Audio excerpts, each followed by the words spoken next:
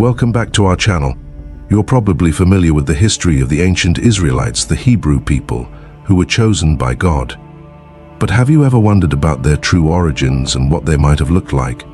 In this video, I'll address a question that has sparked debates and theories. What did the ancient Israelites really look like? Let's explore their ethnic appearance together. Before we dive into the topic, let's consider archaeological findings, particularly regarding the Hyksos people in ancient Egypt. To shed light on the ethnicities of ancient populations, we'll also examine the tomb of Ramesses III and refer to Genesis 10, which discusses the lineages and descendants of Noah after the Great Flood, to understand the diverse peoples who inhabited the earth. Additionally, we'll take into account the geographical context and its influence on the ethnic makeup of the Israelite people. The story of the Israelite people begins with their three patriarchs. The first patriarch, Abraham, had significant connections not only to the Israelites, but also to other peoples with similar origins. Abraham hailed from ancient Mesopotamia, specifically Iraq. According to Genesis 10, he was a descendant of Shem, Noah's son, making him a pure Semite. Abraham belonged to the Chaldean people, making him a Chaldean Semite. This is an important aspect to grasp when delving into the characteristics and physical appearance of Semitic peoples. Abraham married Sarah, and they had a son named Isaac, who became the second patriarch of the Israelite people. Genetically, Isaac was a pure Chaldean because both Abraham and Sarah were Chaldeans and Semites, tracing their lineage back to Shem. When Isaac got married, he chose Rebekah, who was half Chaldean and half Aramean. The Arameans were descendants of Aram, another son of Shem, and therefore they too were Semites. Isaac and Rebekah had two sons, one of whom was Jacob, later known as Israel. Jacob, one of the patriarchs of the Israelite people, moved to a place called Paddan Aram, which was the land of the Arameans. There, he married two women, Leah and Rachel, who were of Aramean descent. So, in the lineage of the three patriarchs, Abraham, Isaac, and Jacob, there is a consistent genetic and ethnic connection, as all of them come from Semitic backgrounds. Abraham and Sarah were Chaldeans, while the matriarchs Rebekah, Leah, and Rachel were Arameans. This genetic and ethnic similarity strengthens the unity of the Israelite people in terms of their origins. After Jacob and his son Joseph arrived in Egypt, they settled there. Jacob passed away in Egypt, and Joseph also died in the same place. When the Israelites arrived in Egypt, the 12 sons of Jacob settled there and married Egyptian women. It's important to note that at that time, Egypt was already a mix of different peoples, including a group known as the Hyksos. The Hyksos entered Egypt around 1900s BCE and established dynasties with several pharaohs who were disliked by the native Egyptians. Despite the tensions, there was considerable intermingling between the Hyksos and the descendants of the Egyptians. The Egyptians, who were descendants of Ham, had dark skin, while the Hyksos were Semitic. As a result of this mixing between Semitic Hyksos and the Egyptians, people of mixed heritage with brown skin emerged. The Hyksos arrived in Egypt around 1850 or 1900s BC, and their dynasties led to significant mixing with the Egyptians, who were more populous. The Hyksos were not a single ethnic group, but a collection of different peoples who assimilated into Egyptian culture, even though they were not originally Egyptian. They were descendants of Mizraim, as depicted in the image mentioned, where we see a woman of Hyksos origin with oriental features and lightly tanned, fair skin, standing next to a native Egyptian man. This illustrates the blending of Semitic Hyksos with the descendants of Ham, specifically the ancient Egyptians. It is worth noting that the presence of the Hyksos in Egypt is supported not only by archaeological evidence and Egyptian history, but also by the Israelites' familiarity with these people. In other words, the Israelites were already acquainted with their relatives, the Arabs who lived in Egypt. It's fascinating to observe that when Joseph was taken to Egypt, he was accompanied by the Ishmaelites. These Ishmaelites were Semitic and had already intermixed with another Semitic group, the Midianites, who were descendants of Abraham. In the scriptures, we can find examples of intermarriage between the Israelites and these related peoples. For instance, Esau married one of the daughters of Ishmael. Additionally, the Midianites are frequently mentioned alongside the Ishmaelites due to the blending of these peoples, who all descended from Abraham. The tradition among the ancient Semites of marrying within their own people, or at least within the same genealogical tree, continued in Egypt. Although the Egyptians intermixed with the Hyksos, we have biblical evidence to suggest that the sons of Jacob married Hyksos women while in Egypt. A notable example from the scriptures is Caleb, mentioned in the book of Joshua. Caleb belonged to the Kenite group, associated with the Ishmaelites and also with the Jewish people, highlighting the mixture among these groups.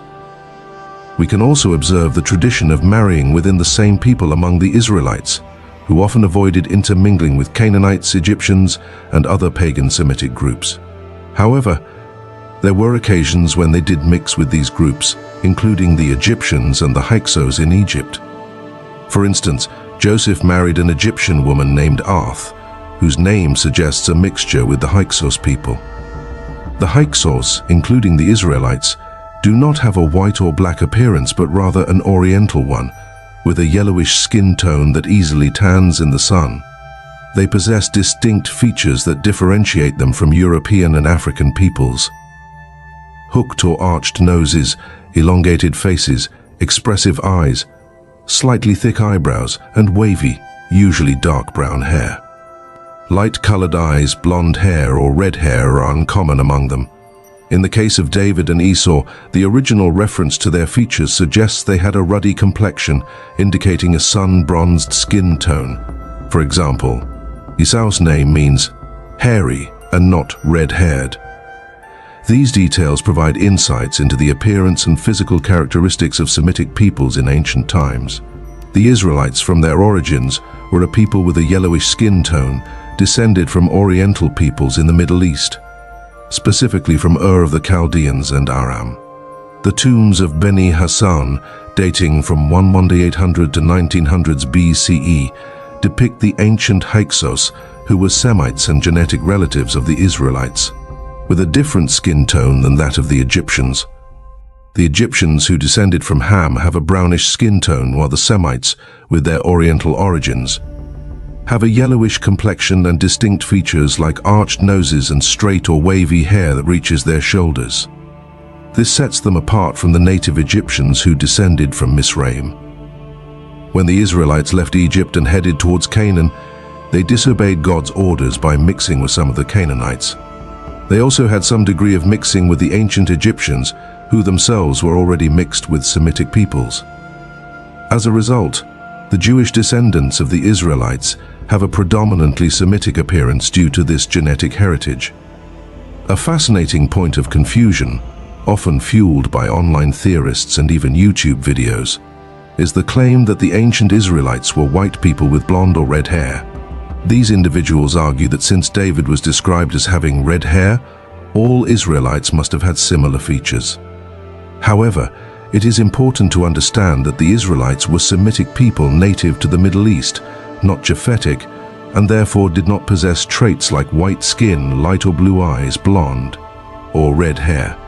These characteristics are indicative of Japhetic genetics, not Semitic ones.